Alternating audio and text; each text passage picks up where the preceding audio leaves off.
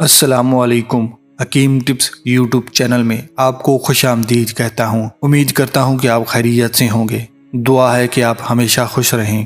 اگر آپ کا عذر سخت نہیں، جلدی کھڑا نہیں ہوتا، اگر کھڑا بھی ہوتا ہے تو آپ کی بیوی کی ضروریات کو اچھی طرح پورا نہیں کر سکتا، تو یہ نسخہ آپ کے لیے بہت فائدہ مند ہے۔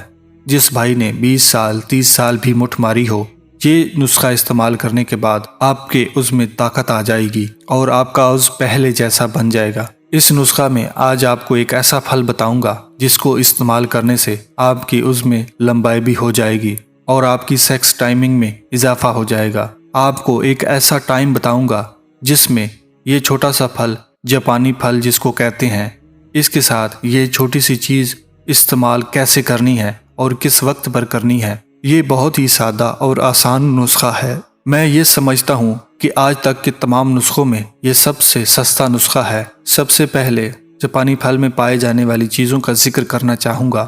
جاپانی پھل میں فائبر ہوتا ہے۔ یہ قبض کے مریضوں کے لیے بہت اکثیر ثابت ہوا ہے۔ فائبر کے علاوہ اس میں پوٹاشیم موجود ہوتی ہے۔ پوٹاشیم سستی کو ختم کرتا ہے۔ مردانہ قوت کے لیے بہترین پھل ہے۔ اس کو استعمال کرنے کا بہترین وقت یہ ہے کہ دن کے وقت کھانا کھانے کے بعد تقریباً 1 گھنٹہ بعد یہ کھا لیں۔